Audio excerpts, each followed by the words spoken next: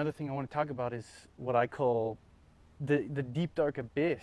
Man, for 5 years I had the time of my life. I built an amazing freelance business and I had set up my life so at least as a single man, I was able to provide pretty darn well for myself. And after 5 years, I had a thriving, a business with a lot of flexibility that allowed me to travel nonstop. And I had a lot of fun, had a lot of adventures, met a lot of different people around the globe, and so I don't regret that at all. But after 5 or 6 years, and when some harsh reality smacked me across the face, it definitely turned out that I had been neglecting certain areas of my life, predominantly when it comes to the responsibility that I should have taken, that I had been running away from. Part of the adventure and the fun, the pleasure of continually traveling and, throwing off the old lifestyle and pursuing something drastically different. Part of it, I can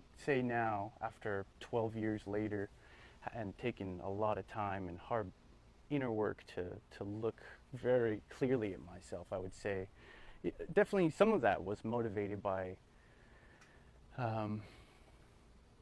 running from certain kinds of responsibility or commitment.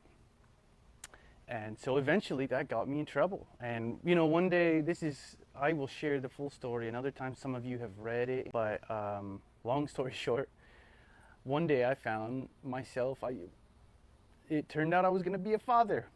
And I was on the other side of the world. I was here in California when my now wife reached out and sent me a sonogram.